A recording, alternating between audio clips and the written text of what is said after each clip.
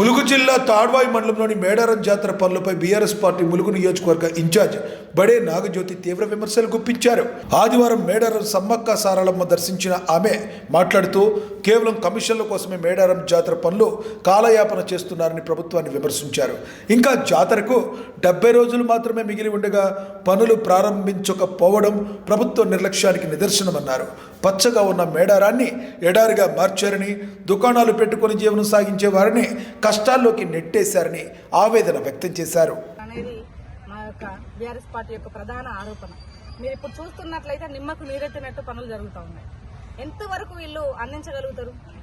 100 ఏళ్ల చరిత్ర గల మేడారం సమ్మక్క సారలమ్మ జాతర, 100 ఏళ్ల చరిత్ర గలటువంటి జాతరను 100 రోజులలో అభివృద్ధి చేసి చూపిస్తాము అని అంటే ప్రజలైన నమ్మాలి కదా. అంటే వీళ్ళ నాణ్యత లోపం ఉన్నటువంటి పనులు ఏ విధంగా జరుగుతున్నాయి అని అనేది ఇదే మనకు నిదర్శనం. ఒకవైపు ప్రజలంతా కూడా పచ్చని వనాలకు వచ్చి అమ్మవార్లను దర్శించుకొని ఆ పచ్చని చెట్ల కింద ఉంటూ మా అమ్మవార్లను ఈ వనంలో కూడా బాగా దర్శించుకోవాలని అంటే మొత్తం కూడా 100 ఏళ్ల చరిత్ర గల చెట్లని అన్నింటినీ కూడా విధ్వంసం చేసి పచ్చని చెట్లు కూడా ఆదివాసీ ప్రాంతాన్ని, మేడారం ప్రాంతాన్ని మొత్తం ఎడారి ప్రాంతం లాగా మార్చేస్తున్నారు.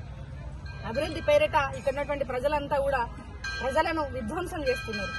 చిరు వ్యాపారులను, చిన్న చిన్న పందిర్లు వేసుకొని చిరు వ్యాపారులను రోడ్ల వెంబటి ఊర్లో మేడారం గ్రామస్తులు, ఆదివాసులు ఉన్నటువంటి గ్రామంలో ఆ రోడ్డు సరిపోతుంది.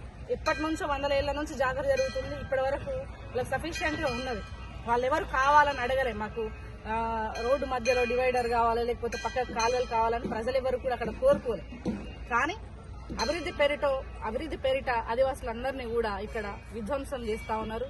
వాళ్ళ జీవితం మీద దెబ్బ కొడుతా ఉన్నారు. చిన్న చిన్న దుకాణాలు పెట్టుకొని వ్యాపారాలను కొనసాగిస్తూ జీవనోపాధిని కొనసాగిస్తున్నటువంటి ప్రజలను కూడా పూర్తిగా కూడా వాళ్ళ బతుకుదెరువుల మీద దెబ్బతీస్తున్నట్టు చేస్తుంది ప్రభుత్వం.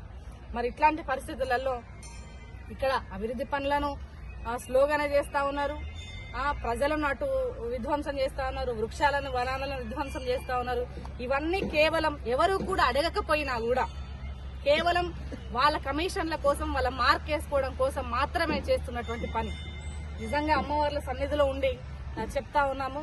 అమ్మవార్లు ఎప్పటి నుంచో కూడా అధికారులంతా కూడా ఇక్కడ ఎప్పటి నుంచో శాశ్వత నిర్మాణాలకై అని చెప్పేసి గతంలో మా ప్రభుత్వంలో కూడా 100 కోట్లతో 200 కోట్లతో ఎన్నో పనులను దాదాపు 1000 కోట్లు మేము ఖర్చు పెట్టాము. రోడ్ల పేరిట, ఇక్కడ ఉన్నటువంటి భక్తులకు ఆవాస షెడ్ల కోసము, ఎండకు వచ్చే చలువ పందిళ్ల కోసం రకరకాల వాటిలో కూడా మేమంతా మా బీఆర్ఎస్ ప్రభుత్వం ఇక్కడ ఖర్చు చేసింది. మరి వాటన్నింటినీ పట్టుమని 4 రోజులు కాలేదు ఇక్కడ షెడ్ వేసి, ఇదే ప్రభుత్వం 4 కోట్లతో ఇక్కడ షెడ్ వేసి కనీసం దాంట్లో భక్తులు చేరక ముందుకే దాన్ని తీసేసింది. అంటే మీకు ముందు తెలియదా ఎందుకు ప్రజల డబ్బులను దుర్వినియోగం చేస్తా ఉన్నారు?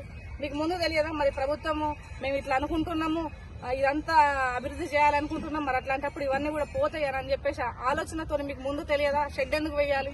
అంటే ఎట్లా దుర్వినియోగం చేయాలి? ప్రజల డబ్బుని, ప్రజల సొమ్ముని ఎట్లా దుర్వినియోగం చేయాలి?